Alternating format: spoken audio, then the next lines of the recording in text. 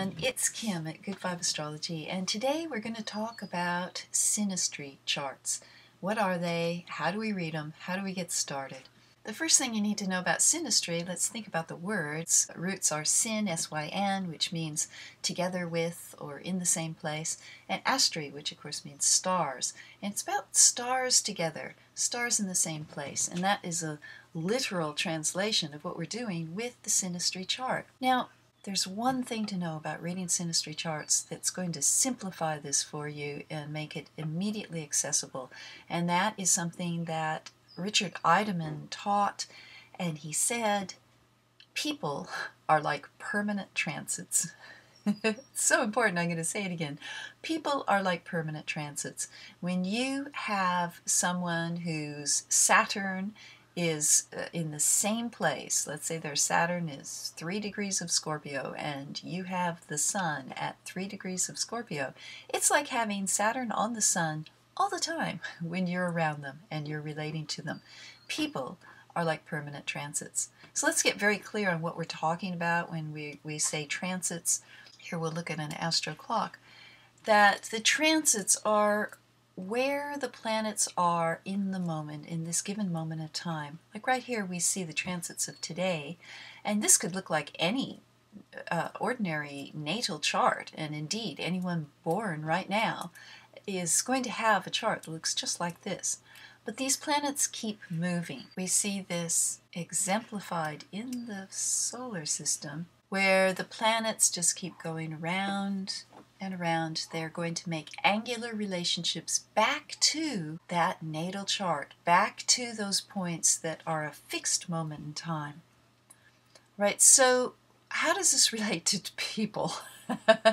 When we look at the chart, we're going to see the fixed moment in time, and the other person is the transit chart. And wherever their Jupiter and their Mercury and their Mars and Uranus, wherever their planets are, that is what you will experience as a transit. Let's look at these two charts side by side so we can get a really good handle on this. We're going to take the first steps of approaching the synastry reading. And we're going to break it down and make it really simple, again, with this concept in mind that people are like permanent transits. Let me give you an example. With this business relationship, the first thing we want to look at, probably with a business relationship, is let's look at the Sun. What's happening with the Sun in this synastry comparison? So we're going to look at chart A's Sun. There it is at 2 degrees of Gemini. And chart B's Sun, oh look, it's nearly 2 degrees of Libra. What does this tell us immediately? That the suns are in the same element, they're air, and they're forming the angular aspect known as the trine. And in this case, we can say right away that these two people are going to have a lot to say to each other, a lot of communication going on, and it's going to be easy for them to get on the same page when it comes to goals and working together. We also can look at their Mercuries and see that the Mercuries are also trine in the air signs. And we look at the Venus. It's trine. It's out of sign trine because person A has 0 degrees of Cancer, and although person B isn't 0 degrees of Scorpio, it's still within 3 degrees, so this is a trine as well. So the aesthetics, their ideas about money and financing, we're looking at a lot on the same page here. We also have Jupiter activated by this. So just looking at their grouping together here, what we call the stellium, where we have quite a few planets in the same sign or the same houses, we see that there is an alignment there, a feeling of being on the same page, and the ability to talk about it. And I think this helps very much because if we look closer at this chart, we're going to see right away that indeed Saturn, person A's Saturn, is exactly on person B's moon, Saturn moon.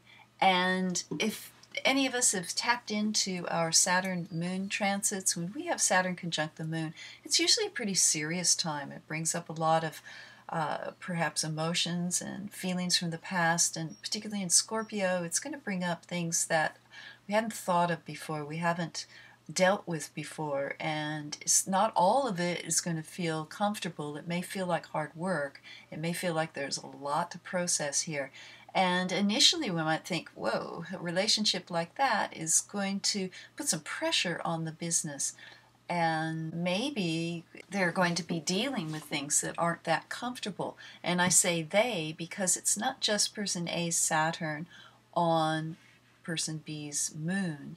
Their moons are square. Person A's moon is 10 degrees Aquarius, so whatever person B is feeling, person A is going to be tapped straight into that. These aspects go both ways. It's important to know that just because person A is the air quotes Saturn person on person B's moon, the sensitive feeling, it doesn't work that way. This is a channel, and the tide flows both ways.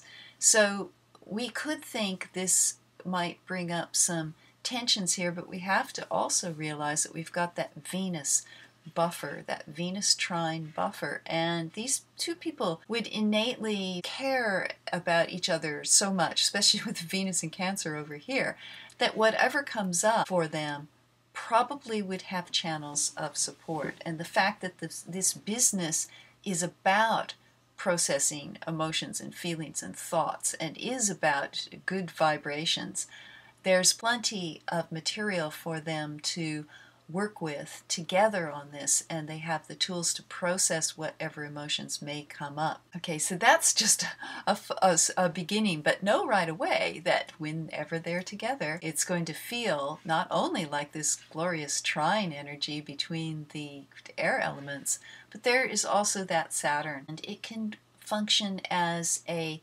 grounding, committed energy. It can allow these two people to work hard together, commit to what they want, set strong goals, and feel the strength and integrity to reach them.